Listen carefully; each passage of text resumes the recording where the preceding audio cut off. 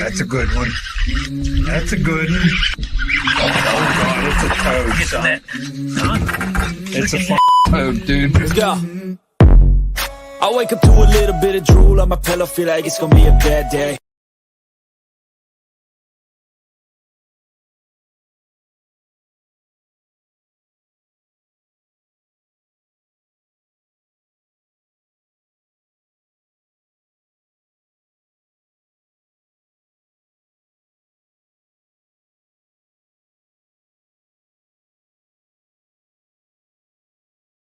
Oh yeah, we check 1 2 1 2 check. Hopefully you're y'all good can on hear this us end. now because I just realized I had it muted. So welcome to Fishing Friday Live. Also going to be our next recorded episode because we put a poll out there, and yeah, there was a bunch of stuff that y'all want to talk about. So we're going to talk about that stuff. But before And, we talk about that, before we talk about that, go ahead, Trey. so Ben is down at ICAST right now, or he's going to be Next down week. at ICAST next week. But holding in my hand right here one of the snagless, one of the original snagless flipping jigs. So if you guys are in the market for those flipping jigs, those weedless nets, those soft plastics, all that apparel line, everything that One Cast Fishing has to offer, head on over to onecastfishing.com. Use the code, all one word, the OneCast, and you guys will save a little bit of money at checkout, Pete. Yeah, and then when you're done getting your jigs and your long neck hooks and all of that good stuff, you can head to CarolinaWatersNC.com. Use the code the OneCast, all one word again. Grab you some of the sweet UPF gear, some hats, some gloves, some buffs. They've got new shirts for your kids, t-shirts, which are super nice, high quality shirts, so the youngins can get in on the Carolina Waters swag. So make sure you head over there and check them out, CarolinaWatersNC.com, code the OneCast. Yeah, and our boy Seth Ellis right now is fishing at Pickwick Lake, and I guarantee he appreciates rocking that Carolina Waters apparel because it's blazing hot in Counts, Tennessee. Also, to protect yourself, we talked about apparel in Carolina Waters. You guys need to head on over to Hobie Eyewear. Use the link that Pete puts in the description. That's going to save you guys 15% at checkout. So you're going to get a pair of really good quality sunglasses that are already have great prices on them. You're going to get them for 15% off. They got the floating frame collection. They got all the other lifestyle glasses. They do have prescription glasses if you're in the market for that.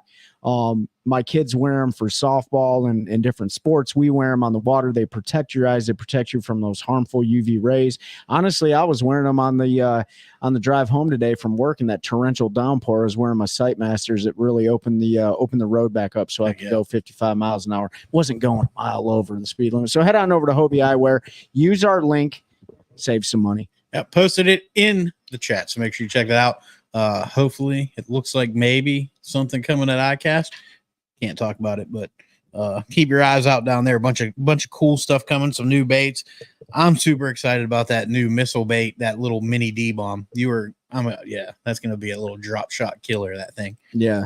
There's some other really cool baits coming. I'm going to put it on the back of a micro jig. That too. It's going to be a killer. In my opinion, the D-bomb's the best creature bait out there, and to have that little mini version is going to be something on a Ned rig. Like, just so many options. It's going to be a lot of fun. But we'll have an episode after ICAST, during ICAST sometime. Like we said, Ben's going to hopefully get down there, it sounds like, for a couple days. We'll get some inside scoop, and then we'll have an episode and talk about all the new stuff coming to everybody in the next year in the fishing world. So I'm going to go ahead and apologize as we get into this. We do have some storms and stuff in the area, so as you know, internet is not always the best when it's storming, so we might get a little laggy from time to time, but bear with us. We're going to talk some questions that were asked. So we were asked about live well fish care in the summer. We're going to talk about that. We were asked about how we deal with pleasure boaters and the boat traffic that you get on our lakes this time of year. And what else was on there? Ramp etiquette. We're going to talk about it again. We've talked about it before, but it's something we definitely want to talk about again. If you have not listened to the episode that dropped yesterday, you need to go to whatever platform it is that you like to listen to recorded podcast media on. You need to listen to that one. Our friend Mike Johns with FX3 joined us to talk about preventing veteran suicide and bringing an end to that epidemic that's plaguing the veteran community and active duty. It's not just veterans. So make sure you go check that out. And if you're able to help, whatever you can do, whether it's time, money, whatever it is, our vets need all the help we can get. So we work with a bunch of organizations, and that's just one of them. So having Mike come on and tell his story was it was a little tough, hearing how close he was to the bad ending, and what pulled him out of it. And it was just a stranger reaching out really and offering to take him fishing, and it sparked a whole journey for him. So no more 22 a day. Like David said, we got to do everything we can to try to stop that. And it's not just veterans, it's police, fire, military. It's anybody. It's men in particular, men's mental health. We're not very good about talking about issues and making sure we taken care of. We all just kind of shoulder it, and we're all human. You got to get that stuff out. So reach out, check that episode out if you haven't yet. But a bunch of tournaments going on. Looks like Patrick Walters about to hoist another NPFL trophy down there on Pickwick. The summertime ledge fishing. That house is dominating. Yes. Good derby for Seth as well. He's been consistent throughout. So Seth Ellis, who was on with us a little while back, has had a good derby. Josh Hooks is another local NC guy, was having a good tournament. So definitely grindy. Patrick figured something special out because he's been right around 20 a day. Yeah. So whatever it was he figured out. I haven't had a chance to watch just because of work. And normally I would get to watch Championship Saturday, but they shifted a little bit. So I didn't get to check it out. So we'll keep an eye on the weigh-in that's going on right now and try to keep you all updated. But and then what's going on, Tim? Then and I saw Pete was up there too. The other Pete. Pete I'm not even gonna try Pete W. Wallenwaber. Oh, Pete Dubs. Pete Dubs. Pete Dubs. Appreciate you jumping on as well. Also, we got the Open on St. Clair, which has been just at smallmouth, but then Ish Monroe went out and cracked the top 5 with all largemouth on a frog. And he said he had largemouth on bed, so he got to fish at least day 1 how he wanted to. I didn't look and see how it went today. Was I close, Pete? Just let me know. I threw it out there, but I don't know if I was close or not. So watching him, I didn't watch him, but seeing that he whacked him on a frog, and people don't realize how good of a largemouth fishery St. Clair is as well. Probably not going to win a multi-day derby out there, but you get 100% go out there and win a one-day derby on greenfish. I mean, we fished it a lot, and it's nothing to catch 4-pound largemouth and 4-pound smallmouth on back-to-back casts when the right time of year. So cool there. And then the Toyota going on up on Champlain, right? Yep, Toyota Series on Lake Champlain up there on the they launch out of the New York side. Obviously, Vermont cuts right through the middle of that. So, and then you can access Canadian waters too. But anyways, for the Toyota Series, they're limited to New York and Vermont water. I don't know if guys are making that run all the way down to Ticonderoga, but I know that it's absolutely astonishing. And just to kind of sum it all up, like 3 very different fisheries. Mm-hmm. And we talk about like the dog days of summer and like that grindy, just brutal fishing that the summer can offer sometimes, but it's relative to where you're at, because the guys up on Champlain and the guys on St. Clair are absolutely just destroying the fish. I mean, Champlain, guys with 19 pounds. Talked to Destin DeMarion yesterday. He had 19, I think like 19-15 the first day, and that put him in like the top 50. You know what I mean? And so just looking at the weights from St. Clair and Champlain, they're absolutely amazing. And it's a testament to how healthy those fisheries are. And the same thing with Pickwick. Like Pickwick, it might be grimy. The NPFL did something a little different. We talked about it before, but there's actually really good bags coming out of Pickwick right now. Those who found them out, you know what I mean? So, you've got a local that's right around 20 pounds a day, and then Patrick Walters, who's just out of this world the last couple of years, just riding that high of, I mean, he's won between the NPFL and the elites like 2 of the last 4 tournaments. Like that's pretty dang impressive. So he found something special with 20 plus a day.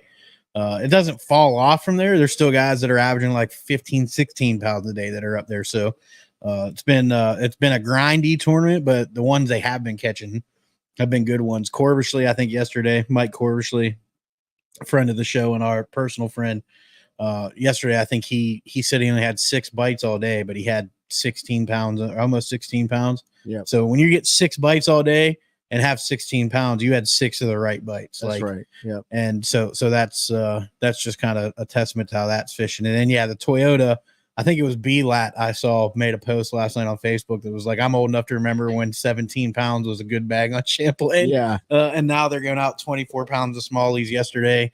I'm sure it was 20 plus today. I didn't check it. Yeah.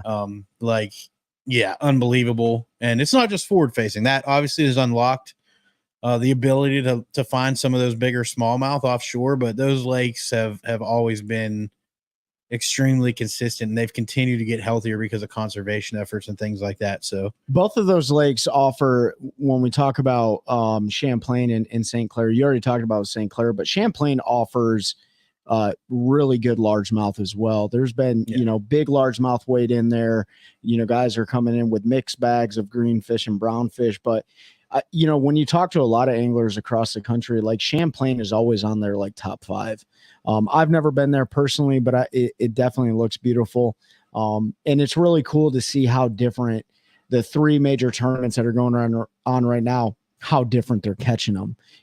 People are still scoping them and stuff, but guys are out there whipping a frog around, they're drop shotting, they're throwing moving baits, spy baits, top water, stuff like that. So it's really neat to see in the middle of, what is it, July now, July, them catching them so different. And, the MPFL event, if you guys weren't aware, they did their launch at 10:30 in the morning Central Standard Time. And they did that because the Tennessee Valley Authority, the TVA, they weren't pulling water until a certain portion of the day. Mm-hmm. And so they wanted to make it better for the anglers on the fish catching side, but B, on the entertainment side, and with fixed TV, they wanted to make sure that, all of us that were watching, if you're watching, are seeing some fish catches and stuff. So Pete's going through the Lake Champlain. It's like the Lake Champlain weights right now. You needed 40 pounds to even get in the almost 40 pounds. 39.5 was 30th place. Right. That's wild. It's first right now sitting with 43 pounds. So 22 day one, 21 today, 42 in second, 42 and ounces. It's a heck of a derby. Yep. So, and then I'm going to look up bass while you keep talking. Yeah. So, but it kind of ties into some of the questions we got. First, and we did an episode on this before, like, deep summer fishing and stuff like that. When we talk, God, Trevor McKinney, if another McKinney makes the Elite Series, or the old head's going to explode. Anyway, 27-12 yesterday on 5 fish, 22 today. Jay Shakirit's up there with 50. The top 3 have 50 pounds in 2 days. Unbelievable. Yeah. So yeah, they're just smashing them up there too. But go ahead. But I was saying, like, we talked, like, I think one of the questions on the community page was, summertime fishing and stuff. And we've talked about that before, but you have to understand, like, we're in the Piedmont region of North Carolina. What we talk about here on the hydration side, the nutrition side, fish management side, a lot of it stays the same, but the fishing is so different. Like, just the way you're catching fish is so different, because what we do here on our local lakes, like, you don't need to do that when you go up to St. Clair or Champlain. You know what I mean? Like, you got to fish a completely different style of fishing. Yeah. And so, I think that's important to note. Yeah. We'll get into some of your comments, or into some of those questions, but let's look at, so Pete, are you going to fish with the Carolina Bastards this year? I don't know, Jeff. Like, we're in the process of closing on a home right now. It's super busy. I've got my nephew coming down next weekend. We're going to go to the river for a fun trip. Just depends on how my schedule looks, whether I'll be able to or not. Wool in Weber. All right, Pete, I got you. I will definitely not remember that. See how he broke it? I did. Yeah. Yeah. I like that too. Yeah. Jeff said road trip. I'm guessing he wants to know if you want to go to Champlain or St. Clair. Dude, I'm telling you right now, Jeff, when I retire next year, I have a ton of bucket list lakes that I want to go to. And I want to go to them to fun fish. I don't really care to jump in any of the bigger tournament series, at least next year. I got to figure out and redefine myself. Trey and I will definitely be making a St. Clair run next year. We'll let folks know when we're going, and maybe we can get a big group to go. I fished it every year for the first 30 years of my life, pretty much. And I miss it. St. Clair is so much fun early June. Yeah. I've never been out there and absolutely crush everything on a spinner bait, and it doesn't get any better.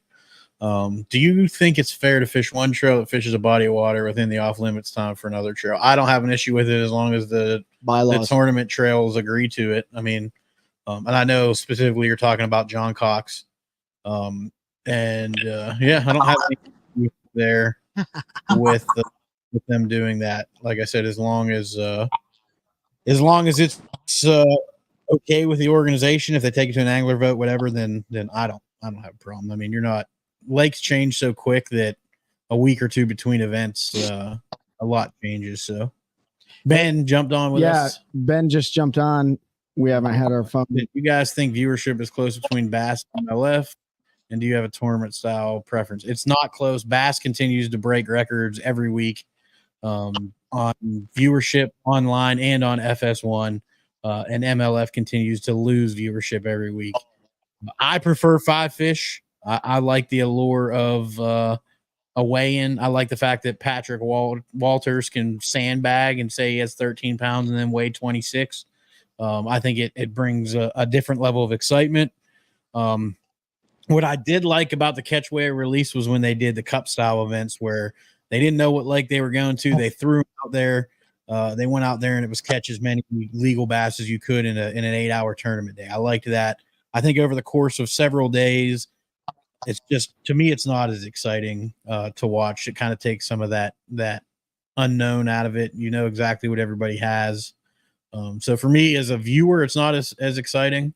And also people try to say in the name of conservation, it's better, but a percentage of every fish caught, whether released right away or ran around to a weigh-in, dies. So the tournament mortality rate is pretty close to the same as catch and release, surprisingly, especially in warmer water. Let's ask. So let's go around the horn because I have my opinions on that too. Ben, welcome to the show, and we know you're up now. What's up, dude? I'm surprised we even have connectivity with the storms that are rolling through here. But what is your thoughts on BASS and MLF and your tournament style preference?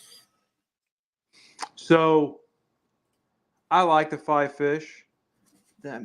Part of that is because I think there's a different strategy and game involved trying to find the biggest fish, because the biggest fish, there's just less of them. Just naturally, they're older, they're bigger, there's just less of them. So like in a 5 fish tournament, the goal is to go catch the 5 biggest ones you can find. And so you're trying to find the rarest fish in the sense that you can find. Whereas with every fish counts. I mean, you're just trying to catch as many as you can for the weight. And look, there's different ways to judge who is the best angler on a body of water for a certain amount of time. But because of the tradition and all, and trying to find I like catching big fish, so I want to go catch 5 big fish. No, I totally get that. So mine is so first of all, I don't, unless it's like thunderstorming, I'm not gonna sit myself inside and watch fishing unless I'm at work slacking off or whatever. But if I was gonna watch them, I like them both, and the reason I like them both is kind of what Ben said. I like them both because it tests different ways of fishing. Your fish management over a 3 to 4 day period is different. The way that you break down a body of water is different, relatively different. And just so I like it from the entertainment side. I agree with Pete. When they had the Cup Series event and they had coverage the entire time with Major League Fishing, I absolutely loved that. I thought that was a great format. I wish they wouldn't have changed. I think that was really their identity as an organization. But unfortunately, they made some different business decisions. And then on the BASS side, you're absolutely right. Like they're going hunting. They're hunting for giants. And I like seeing that too. So, Tim, to answer your question, I think all of us, we have a different opinion on the matter, but you got all 3 of them. Yeah, we all like bass better, basically. No, what's a good baitcast reel that won't break the bank? Parker Smith asked. Abu Garcia Black Max. I don't think you're going to beat that one. Quite So, honestly, Yeah, Parker, I will So- say that. Go ahead, Ben. No, I was going to say Black Max is a great. I don't know what they are now, but they used to be like $50-$60. I think, And then, they think they're in like the $40 to $50 range right now. And so I've never owned one, but my neighbor has one, and so I've used it a couple times, and I've been pretty impressed for the price. So that's what I tell people on that end. And like the $100, $99 one, the Lose LFS, I've got one for like 10 years ago. It's still my top water reel. So for $100, those are usually the two ones I tell people. And then once you start getting to like that 130 to 160 range, then the other reel. there's a lot of good ones out there. So Parker, Pete can attest to this. I have, minus the one reel that I got for Christmas from Pete and Chelsea, I have exclusively used Abu Garcia on all my casting rods. I still use my Black Max reels to throw my top water on 30-pound braid, my pop R's, my walking baits, things like that. I can bomb that thing a mile. That is a reel that's not going to break the bank, but that is absolutely a reel that you need to take out in your front yard if you're not used to throwing a bait caster, and just throw it around with some cheap line on it. That's just my opinion. Yep. Agreed. It's in that $40 range. They just hold up extremely well, and you can beat on them. I still have one that's like in a shelf somewhere just in case I need a reel, like a backup to a backup, but I know it'll work if I need it. It's all right, like what's next? The price point for, I was going to say the price point for that Black Max. When I first really got into fishing, decade, 12, 13 years ago, I picked up a couple of the Bass Pro $40 ones. And like those ones too. Yep. No, they sucked. That's what I'm saying. Oh, do they suck? I don't know. The $40 ones I had were absolutely trash. I will say I'm not a fan of buying those like really cheap like Shakespeare ones, but that's just because they, I was getting into it. I didn't really know anything. So, I got a couple of those, and I went for like an $80 Extreme. That one was great. I used it for years. Yeah. But those ones were not good. So, like, I didn't have, again, I've never owned a Black Max, but I played around with them about a year and a half ago whenever we got them. But I was really impressed for, like, I was not expecting it to perform as well as it did. So we're about to talk about that, Jeff. But first, I got to say, Pete, I appreciate you not holding that against me. Dwayne, what's going on, man? We'll see you tomorrow. Anybody in the Raleigh area, Fuquay Varina in particular, there's a couple things going on. One, take warrior fishing. We got a poker run going on. So if you like to ride a motorcycle, come check us out. You can still sign up. Information's on the site, warriorfishing.org. And then we have a barbecue sale going at the Fuquay Varina VFW. So come over, get you a plate of barbecue. If you don't like barbecue, we're also going to have hot dogs. So I don't remember the exact prices. If you're still on, Dwayne, you can throw it up there. I know I'm a terrible board member because I forget it, but you'll either get a plate of barbecue with sides and a drink, or 2 hot dogs with chips and a drink. All that money goes to Take Warrior Fishing and helps us to continue to get our veterans out on the water and to experience retail.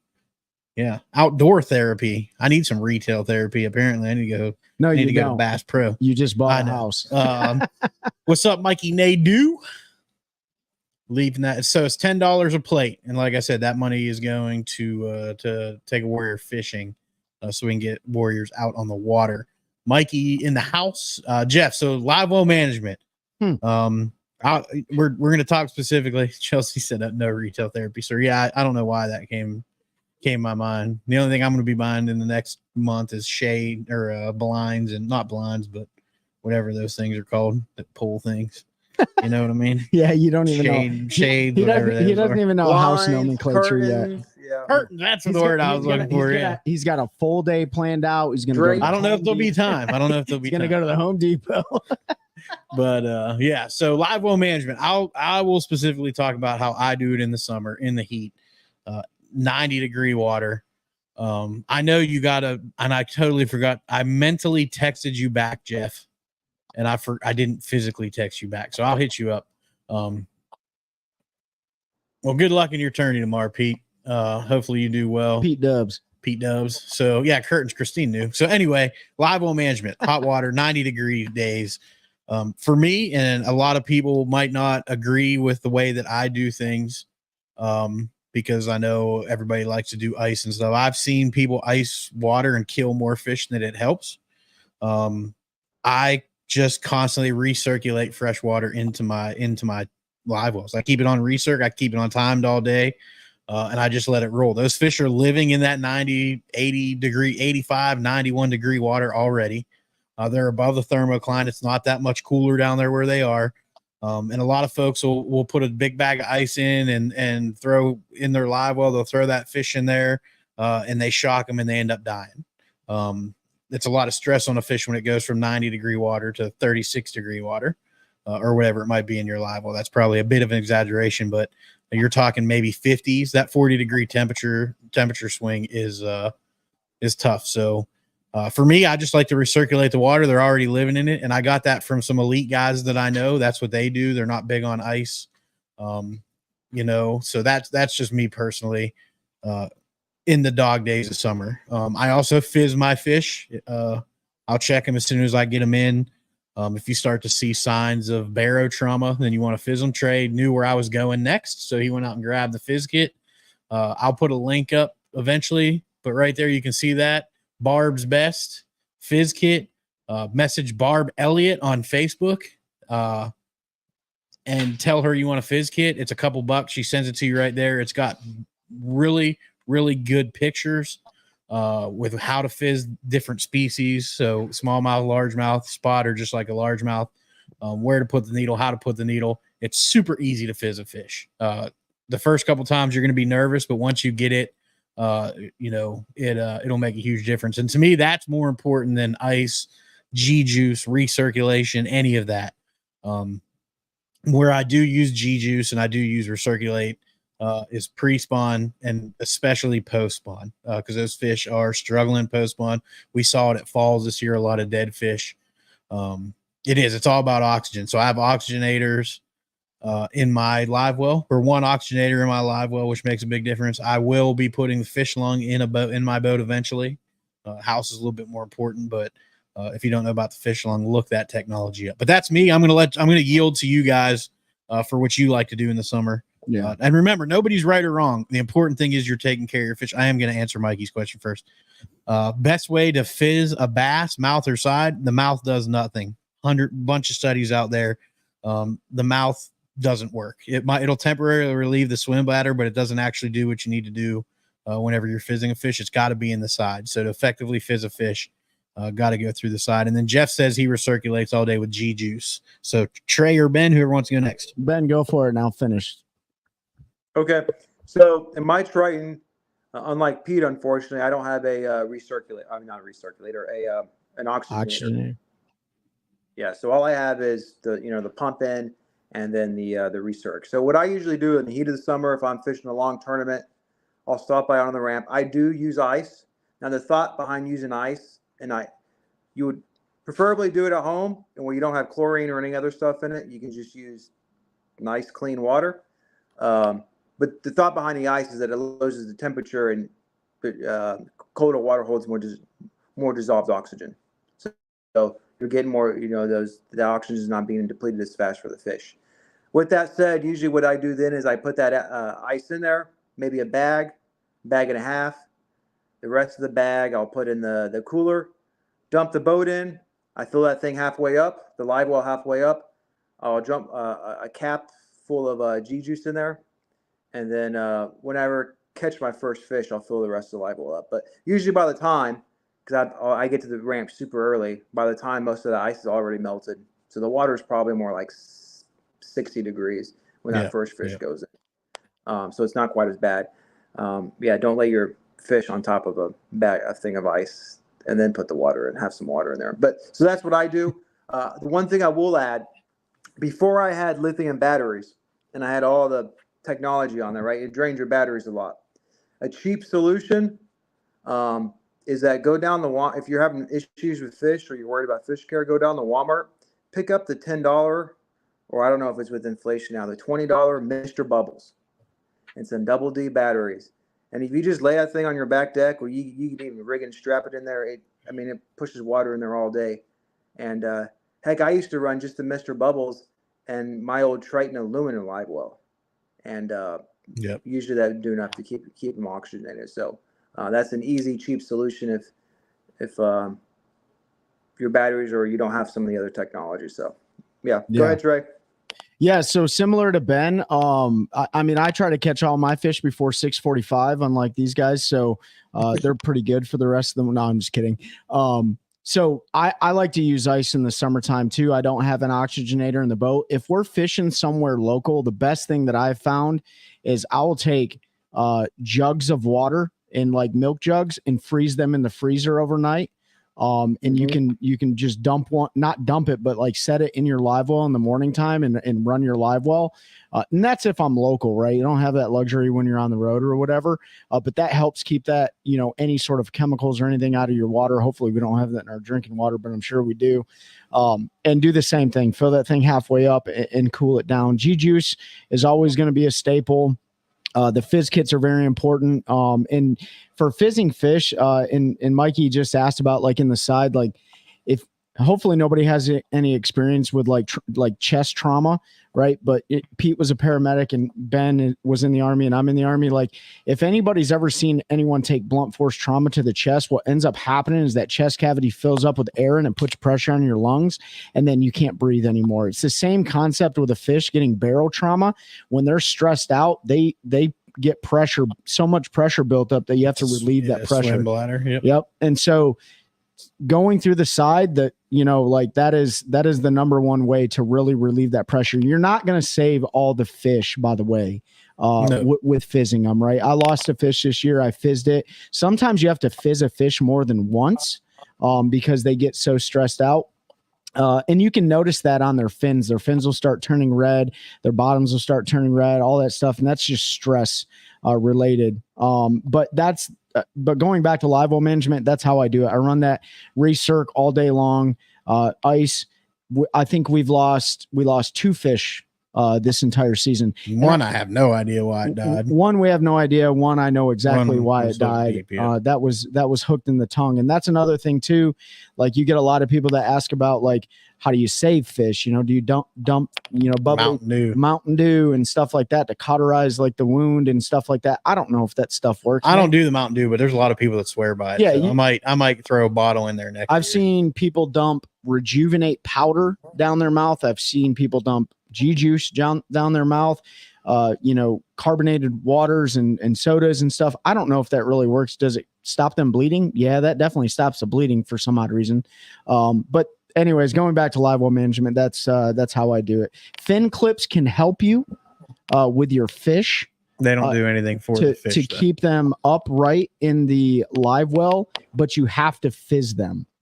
All a fin clip does is keep it alive till you take the fin clip off and then you release it and it dies. So fin clips are great if you just want to weigh the fish in and don't care if it lives after weigh in. I know a lot of guys use fin clips when they're smallmouth fishing too. Yeah. So, but yeah, anyways, that's my 2 cents on it. Pete Dubs, Pete W. I'll be donating whoever wins. Hey man, don't worry about going out there and winning. You might go out there and win, but just go out there and have fun and learn, man. Your first derb in the kayak, just go out there and have some fun, man. Catch some fish and if it's your time, it's gonna be your time, dude. Like that's a great opportunity to identify if that's a culture you want to be a part of too, Pete. Like we don't know what you're fishing, but every single club, every single organization has their own culture. And I found out like there were certain cultures that I didn't want to be a part of, so I made a change. What's up, fellas? Finally made it back for a live. Missed you all out here working on the Triton. What's going on, Jonathan? Glad to have you back, man. I understand it was fishing season. Now it's hot and we can take some time off. Tim, I think Jeff said I think oxygenator is best. Yeah, if you can add more oxygen, it's always going to be better. What is something your tournament bass have puked up and left in your live well that might surprise us? I've never had them puke anything up, but I just pulled a hook out of one's butthole this year that Trey and I caught in a tournament. You've never had like spit up shad in your live well? Yeah, but not anything that would surprise you. Yeah, not like a snake carcass or anything. Yeah. I've heard of people finding turtles, like snakes. Yeah. Who do we ask that question to on the show? I don't remember. They were I think it might have been Corbishley or maybe, I don't know who it was. But yeah, I haven't had anything crazy pop up in my live. It might have been Jesse, yeah. But shad and crawdads, like that's the only two things, and I think a couple brim once in a while. Yeah, But nothing, never had nothing, anything not crazy. like a license plate or something. Yeah, I don't know. You ever have anything crazy, Ben? No, not spit up. I mean, I've pulled hooks or worms and sinkers out of their butthole before, you know, and stuff. But Yeah. What's up, Hal? What Hal do you guys think the Abshire. rain will do for fishing? Well, it's not going to do much. I mean, it'll drop the water temperature for a day, but it's going to be 97 again on Monday, so it's going to shoot right back up. Maybe we'll get enough rain that it'll put it up into the bushes at Jordan. You'll be able to go flip for a couple days. That might happen. You still can go, Hal, you know better. You still can go. You still can go flip for a Not couple when it's days. 2 foot low. Oh yeah, you can still catch some dirt shallow. Well, yeah. How deep? Yeah, depth has nothing to do with the need to fish a fish, David. You just got to pay attention. I've seen barotrauma and fish I've caught in inches of water. It has to do with stress. It has to do with swim bladder. There's a lot of things that go into it. So you just got to pay attention to the fish, and if they start showing signs, go ahead and fizz them. Yeah. So we had to fizz a fish, David, last year. That was literally in 1.5 feet of water. It was a 7.5 pounder. It was in February. I caught it on a spinnerbait, and that fish just ended up getting so stressed out and blew up in the live well. And luckily, my fishing partner last year was a special operations medic, so he knew exactly how to fizz that fish like very, very quickly. But yeah, it can happen. Is it more likely to happen out of deeper water? Absolutely, it's more likely to happen, but it can happen in inches of water. What are your thoughts on pool noodles in the live well? I keep pool noodles in my live well. I've had fish get beat to death, banging their head, especially if you're running a lot. It also helps with insulation because you do lose a lot of heat. Those live well lids get hot. That's why they make different vents and stuff. Yeah. To help with air exchange. That's also for the nitrogen that'll build up in there from the fish breathing. But I am definitely a fan of pool noodles just to help keep those fish from getting beat up too bad. You bring up a good point, Ben. Do you use poodles? Poodles? Poodles? You put poodles in your live well? Do you put pool noodles in your live well? I mean, I have. I don't all the time, but yeah. Yeah. So if you run an aluminum boat specifically, like I do, Pete's live wells aren't aluminum live well lids, though, are they? Yeah, my live well lids are aluminum. Are they aluminum? So aluminum. I used to a lot more in the. Yeah. So aluminum boat live well lids, like on my boat that doesn't have carpet, that has vinyl, that stuff gets super hot. And so that heat will radiate right down into that water. Pete already brought it up. It helps with keeping that temperature a little bit cooler. The only thing I will say, and I noticed it in my boat this year, and I think I can't remember what angler it was on the Elites last year. Claimed he had fish die because of it. Yeah, his filter was so clogged up in his live well from pool noodle shavings getting caught up that he lost like a whole bunch of smallmouth. So that is one thing I will say. If you're running a bunch of styrofoam like it is in your live well, pay attention to your screen at the bottom. Skeeter came out with their own version. It's like a Skeeter specific live well insert. There's a bunch of people making mats and stuff now. Yeah. You can order that are cut the size and all of that. Yeah. So, but yeah, I prefer to have those in there. I had a snake in my live well. Jeff said my dad said I killed a bunch of fish today. Can't wait for the fish fry. Those were walleye. Don't go trying to get people worked up. I saw a baby duck and a chipmunk. Yep, wow. I've never seen that. Pete pointed out that Hal Abshire is the best mustache in fishing. I agree. Shaw Gregsby does not. So. Oh no, you're gonna have to put Shaw and Hal next to each other. They make live well cooling systems now. Yep, they do refrigeration systems. VT2 lets the heat and bad gases out of the live wells. Noodles also help to keep them in the live well. Clean your live wells out. Yep, Hal, you're absolutely right. You've got to descale your live wells. I do it once a year usually. Sometimes twice. It just depends on how many tournaments I'm fishing and how many fish I'm putting in there. Chelsea, doesn't Hal have something on top of his lids? Yep, those are the V2 vents that he's talking about. VT2 vents. You do have to drill a big old hole in them, but it does help with getting rid of that nitrogen and then also keeping that hot air out of there. That nitrogen that Pete's talking about is in like if you open your live well up after you're running your recirc or whatever, you'll see those giant big bubbles yep. that are coming out. They're actually really nasty looking. That's the nitrogen buildup. That usually means you didn't open your live well enough. Yep. it's always good. People will say keep it closed, but you've got to release those gases if you don't have vents. You've got to do it. Typically, I do it after every run. I'll just open it up, take a look, close it, Pop the bubbles. both sides. Make sure those bubbles aren't built up in there, and then you're good to go. Jeff said I flush and clean my live well after every tournament. Yeah. I've got if anybody wants to know a really good way and the best way to descale, in my opinion, descale your live well, go to my TikTok. I've got an old video on there where I give the recipe and exactly how to do it. And I've never had an issue. Like I said, I descale once a year. And he just keeps everything clean. He has to, because all of his trash when we're fun fishing goes in his live well. All those energy drinks. Yeah, my live well is trash can. I opened it up the other day and we did not empty it after our last 3-day trip. And there's like sandwich wrappers in there. I was like, God, thank God there's no rotten food in there. I wonder if Red Bull gives those bass wings. Yeah, I don't know. We're gonna find out. They must like Celsius. Jonathan said Seth Fighter has the best stash. He's got a good one too. He does have a good one, but I mean, we could have a contest for sure on the best stash. So another question. Let's go over a few more summertime questions. Okay. How do we deal with a lake lice, aka wake boaters, and I call them lake lice. You all have just as much right to be out there as we do, sort of. 45. How do you deal with them? So you just deal with them, man. Like there's not anything you can do about it. For me, if I'm fun fishing, I get to the ramp at 5:15. Usually it's light enough I can fish and be safe to run at 5:30, and I fish till about 10:30 at the latest. Maybe. And then I get off the water. And I let them do their thing in the afternoon and evening. If it's a derby and you got to deal with them, you do what you do. It's just one of those things you got to fight. There's really not much we can do to control it. It's not worth arguing with them. They don't know better most of the time when they're running across points and you're trying to fish them and stuff. They just don't know. It's an education thing. If we could all sit down in a room and have a talk and we could tell them why we get mad when they do stuff like that, some of them probably wouldn't do it.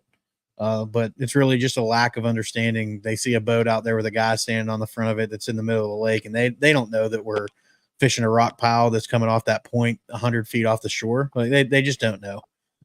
So, we all get mad. I've yelled at them, thrown my hands up, but at the end of the day, it's just a lack of education and understanding on what we do. Just like we don't understand what they do. I might go out on a wake boat and love it, like riding around for a day, drinking cold beer, watching people flip around in the air. I'm not getting on a wakeboard, but I tried that with no wakeboard and it wasn't fun for me. So I don't want to do it with a rope and a wakeboard. Thanks, Mike Iaconelli. But yeah, so that's really all you can do, right? The one area we can help, and Trey, I'll give you a chance to talk, is at the ramp. Throw musky baits at them. My dad said, yeah. I mean, I might have seen that happen a few times on Lake St. Clair.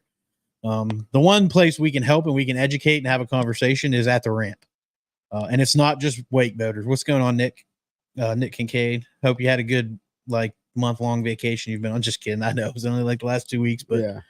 Glad you're back at the ramp, right? Like, and it's not just the pleasure boaters. I've seen just as many dudes with their bass boats back down the ramp, get out, and start getting their boat ready to put in the water, right? Don't do that. Shut your headlights off. Have your boat ready to dump in when you back down the ramp. And if you're by yourself, don't take it off the trailer at the end of the trailer. Put your power poles down or tie it off and pull out so it's sitting in the middle of the ramp and the ramp's unusable. Take it to the end of the dock. If there's somewhere you can beach your boat, your precious bass boat's not going to get destroyed because you pull it up on the sand next to the ramp and put your power poles down. Just try to get out of the way. If there's a courtesy dock, use the courtesy dock. That's really where we can have an impact. And you see a lot of those folks that don't know. So they come with their family and their pontoon boat. They back down to the water's edge. And next thing you know, the kids are coming out. They're putting on the life vest. They're putting the cooler in there. They're putting their canopy up. They're doing all of this stuff that they should have done, up in the area that's usually at every ramp where you have to get ready. Use that when you see somebody doing something wrong, instead of yelling and screaming and telling them they're worthless or whatever it is that happens. Just have a conversation with them. Say, hey, like, here's what we can do to make this more effective, right? Like, you're messing things up. What are your thoughts, Trey and Ben? Ben, what you got? Well, I was going to tell Christine, it doesn't really matter in their bodies of water. If a boat floats away, you can walk to them across the lake. That's Well, Yeah, that's could, I true. mean. No docks in your You're mud right puddles. Yeah, it's like 2 foot deep. It'd be all right. Going back to wake boats and all that, like, yeah, it's frustrating out there on the water, but I try not to get too upset at it unless it doesn't matter if it's a wake boat, it could be a pontoon, it could be another bass fisherman. It's when they do something that they come way too close, something dangerous, right? Something that, things we've all talked about, right? That no one should really be doing. Yeah. And it is an education thing. They're probably unaware, a lot of them. But like, it's one of those things, like, you're out there with all the pleasure boaters. Yeah, you're trying to fish a point. There's waves and you're rocking around. That's just part of it. Now, when someone comes 5 feet from you, right. It's all situational, I guess. Yeah. I don't, there's no secret recipe for dealing with pleasure boaters in the summertime. I actually enjoy having them out there on certain times in the summer because you can use them to your advantage. Especially if you're fishing offshore schools that are, are inactive.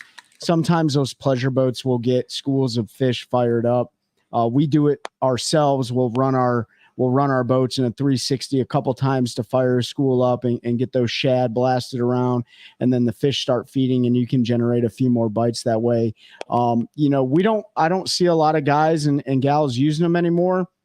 But now that everyone is fishing out, a lot of people are fishing out in the middle of the lake because of technology and stuff like that. I still carry marker buoys in my boat.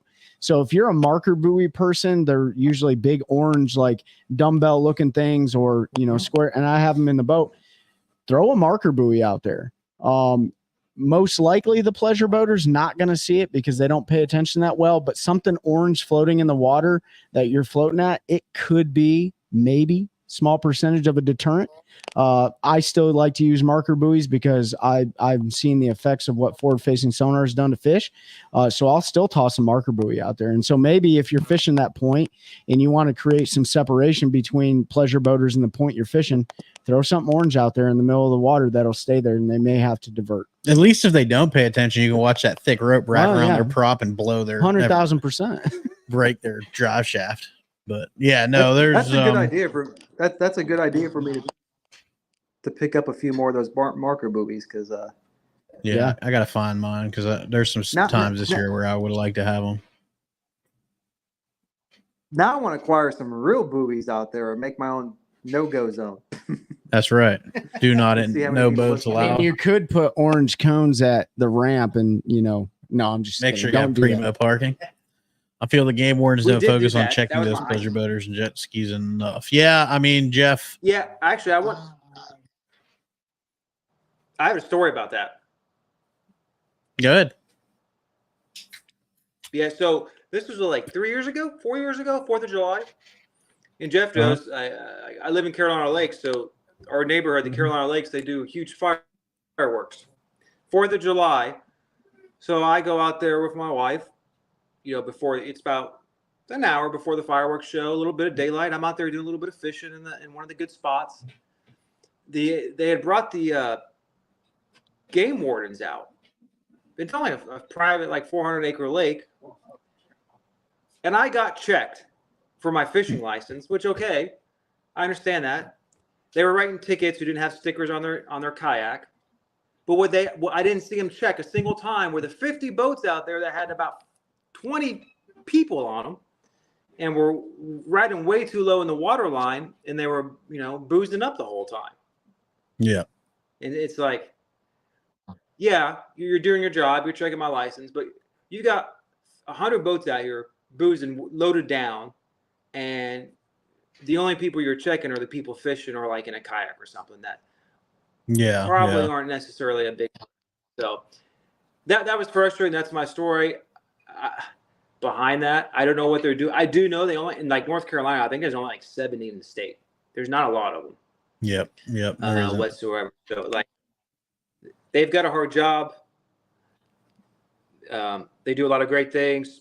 They on the Cape Fear River, when I saw them out there, like, I mean, they rolled some people up that needed to be rolled up, which was awesome. Yeah. You know what's funny? Stuff there, but, I have never been checked by the game warden on one of our big major metropolitan lakes. The only place I've been checked by NC Fish and Wildlife is the river. Is the middle of nowhere Roanoke River. Yeah. Them jokers will roll up on you and be like, hey, and I'm like, what? Why? Like, why are you back here? And you know what? Like, go ahead, Ben. Well, yeah, mine I got checked that wasn't on the neighborhood at that time. Was on the Cape Fear. Yeah. Right below Jordan. That's where they were hanging out. Yeah, if you see something illegal or unethical, such as littering on the land, or whatever, like, don't be afraid to call the game warden, because at least you're doing your part. I've called the game warden several times. I would much rather them patrol the parking lot so my catalytic converter doesn't get stolen. But I want to see them get out there and enforce stuff too. But like you said, Ben, there's very limited resources. I think there's one game warden for our area. No, Christine, I didn't say. I was say he said buoys, not boobies, not boobies. Marker buoys or marker floats or whatever you want to say. But these orange things right here, they got a piece of lead. They got a bunch of string attached to them. It's almost like 550 cord string. And then you just take that lead off and throw those in the water, and they'll sit there and flip around until that lead hits the bottom, and they just stay in the place. It's not going to work in like 80 foot of water. What was that? That was my phone, my real estate agent calling me, and I was connected to them. But yeah, so these marker buoys might help you out a little bit. Hey, Chelsea, if you're still on, can you call Terry and see what's up? It's going to be a great episode for listening. Yeah. Anybody listening, I'm sorry that the Mandalorian theme just blew your eardrums out. I forgot to put it in do not disturb mode. That was my fault. But yeah, marker buoys are great. Nick said he's been checked a couple times fishing with Mikey and once on Eufaula. But I'm in a Toyota tournament. And do not disturb real quick. Do not disturb, Pete. Do not disturb. Sorry. All right. So we talked about some live well management. We talked about dealing with pleasure boat or traffic. You just got to deal with it. That's really the way it is. What other questions did we have on those? Were the ones that we wanted to answer for this week. That's right. Yeah. So anybody listening has questions, now's the time to ask. Let's anybody, what do you guys got? Anything else you want to talk about? No. We talked a little bit about the tournament stuff at the beginning. Yep. So Toyota Series, we talked about the Open on St. Clair. We talked about they're going to have a champion here within the next. They're probably crowning them here real soon with the MPFL. Looks like Patrick Walters is going to run away with that tournament, but we don't know. They just reset all the weights, didn't they? They're still weighing in. Oh yeah, they're weighing in right now. So Patrick Walters, he's extremely dominant. Won multiple times on the MPFL, multiple times on the Elite Series. So we'll see what happens with this one. But I do got to give a shout out to the Army guys. There's two Army dudes, John Branch and Josh Watkins, that fish the MPFL on behalf of the United States Army as a recruiting opportunity to get those young men and women who are looking for a way forward. It's a great platform for them to push that recruiting message into the armed forces, specifically the United States Army. John Branch is doing really, really well in this tournament, and it was needed for the Army's team. Josh is struggling a little bit, but hey, this is the third stop of the season for those guys. So hopefully he can figure some things out for the next three tournaments, but good job to the Army outdoor team on this one. Yeah, they're still way early in the weigh-in. Yep. We got plenty of time before anybody gets crowned there. Yep. But somebody, who was that? Michael Brewer had a 25-pound bag today. Put him up in the top 5 for right now. So that's a heck of a day. Yep. But yeah, good chance old P. Walt runs away with this one. Yep. So let me see. All right, Jeff, we'll talk to you later, man. All right, see you, Jeff. What's going on, Rodney? See you, Jeff. Hope we're coming out with more floating frames. I don't know, Nick, maybe. Well, they posted a teaser. Oh, did they today? Yeah, for ICAST 2024.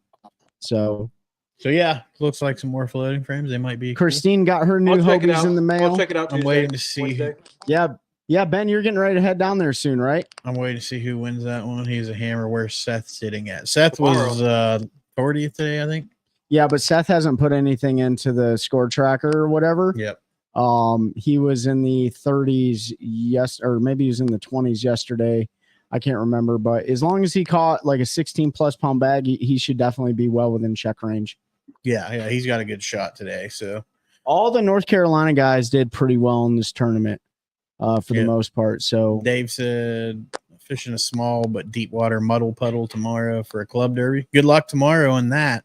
We'll be again with the Take a Warrior fishing event. I'll be at Fuquay Carowinds. Arena. Yeah, Trey's going to Carowinds. Ben's traveling. Are you going to Florida tomorrow, Ben? Yeah. When are you leaving? You're going to go down tomorrow? Yeah.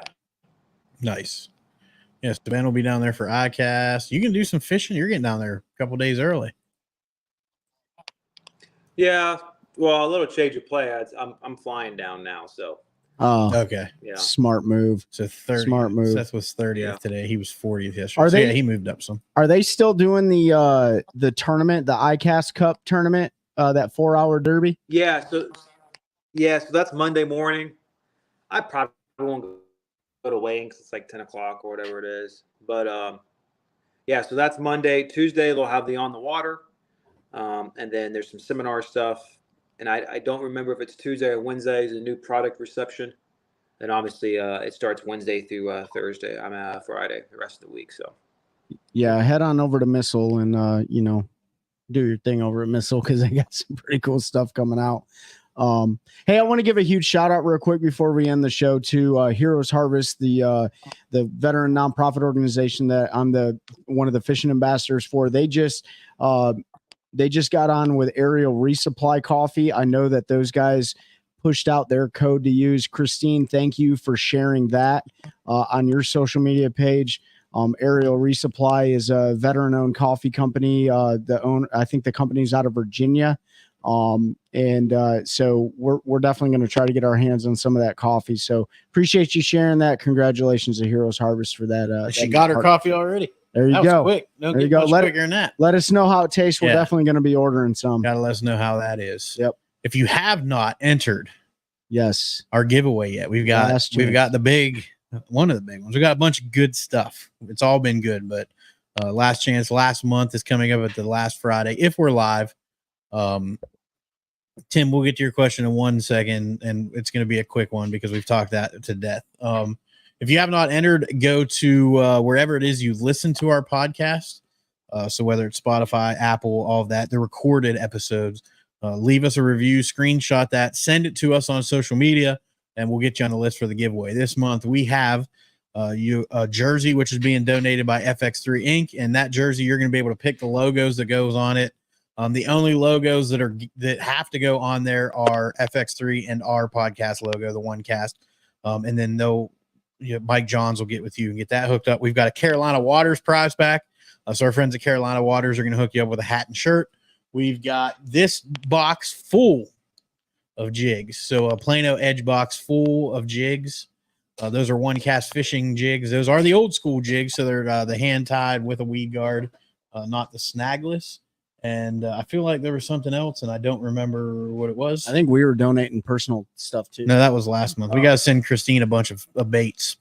Oh yeah. I'm going through stuff. Christine, you're gonna have more baits than you know what to do with. So Yeah. Send us some baits, Christine. we might throw some baits into this one too. Who knows? So Yeah. make sure you get entered if you're not. You can also enter by subscribing to our YouTube. Just screenshot and send that to me. And that's either One Cast Fishing's YouTube or the One Cast, whichever one, or both, preferably both. Yeah, both. So Tim Trinity, this is going to be the last question we answer. Some of the older guys like Matt Herron and Bernie Schultz are pretty outspoken about forward-facing sonar being a problem today. What's your opinion on where this goes? Will it be limited to some tournaments and denied in others? My opinion is you either adapt or you die.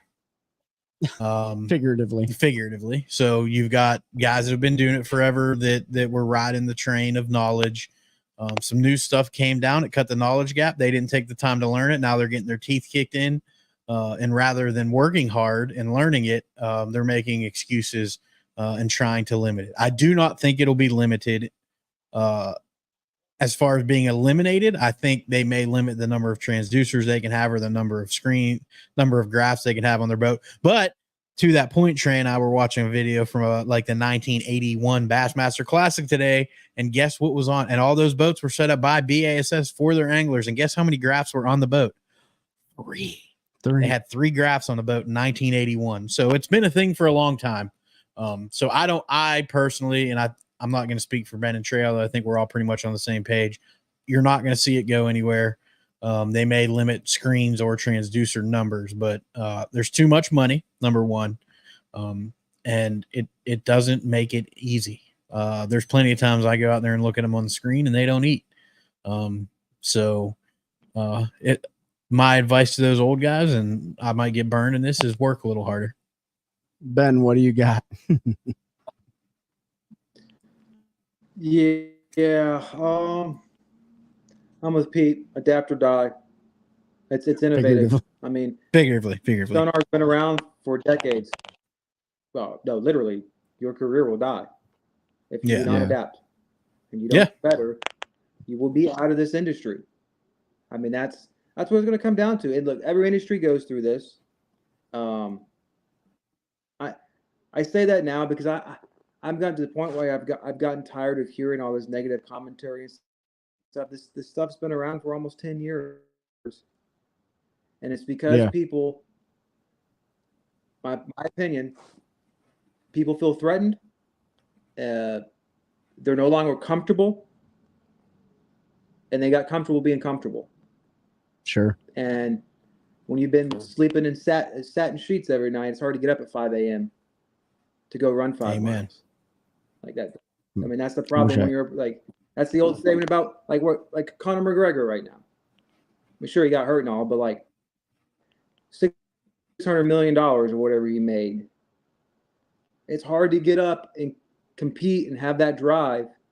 Very few people do that when you're right. When you've been that successful and things change and you can't keep doing the same thing. Yep. It's hard to do it. So I think a lot of these guys will be out of the industry within like 3 or 4 years. Yeah. So here's my opinion. First and foremost, there already have been tournaments that have banned it or not allowed it, such as the TAA. That's the only one. And there's probably some club derbies and stuff out there that are not letting it or whatever the case may be. But you know, I'll break it down like this. Forward-facing sonar, there's not enough data to show that it's hurting the fisheries. In fact, fish conservation and the catch, weigh, and release is actually having more of an impact on our fisheries than anything, such as stunning the growth and having too many bass to compete for less forage. There was a video that I think it was Tyler Real Fishing or something that just sat down and had an interview with a biologist or somebody down south. And they talked about that. No one's keeping bass anymore. So if you're really threatened about the conservation side of it, people need to start keeping and eating more bass, right? On the competitive side of it, if I'm a football player and I run a 4.40 and my competitor runs a 4.140, which is real fast, I think. I don't know. Super fast. I need to run faster. I need to run more. I need to work harder so that I can beat them down the field. Right. And that's the same thing. And if there was ever a sport, go ahead, Ben. Yeah. No, I completely agree. And the thing is, if you put the work in and he still beats you, he's just better. He's just better. I mean, yeah, he's just better. He's better. And I'll say this, if there was ever a sport, if there was ever a sport out there that you want to do better at, it's a sport like competitive bass fishing where you're literally paying to play the game. No one's giving you that $600 million satin sheet contract where you can wake up in the morning and be lazy. You're literally asking companies, you're begging companies to pay for you to go live your quote unquote dream. So why the heck would you not want to be the best you can at it so that they'll continue paying your way? That's all I got to say. And I think that's all we need to say on it. So Amen. Appreciate y'all. Love y'all. Appreciate the questions. Appreciate you hanging out with us tonight. We will not be live on next Friday. Trey and I will be over at the river for a couple-day fun fishing trip. I got some family coming down. We're going to go see what we can do in Eastern North Carolina. Ben will be at ICAST, so we will be live the week after, and we'll have an ICAST recap somewhere in there, whether we record it or we do it live. I don't know. We'll figure it out. Either way, maybe we'll get live on like Wednesday night and talk about what we can talk about. Who knows? Keep an eye on socials. Join the giveaway if you haven't. Be kind to each other. Be good. We love y'all. Thank you so much for joining. help us continue to grow a culture of anglers helping anglers, one cast at a time. That's a good one. That's a good one. Oh God, it's a toad, son. It's a toad, dude. Let's go. I wake up to a little bit of drool on my pillow, feel like it's gonna be a bad day.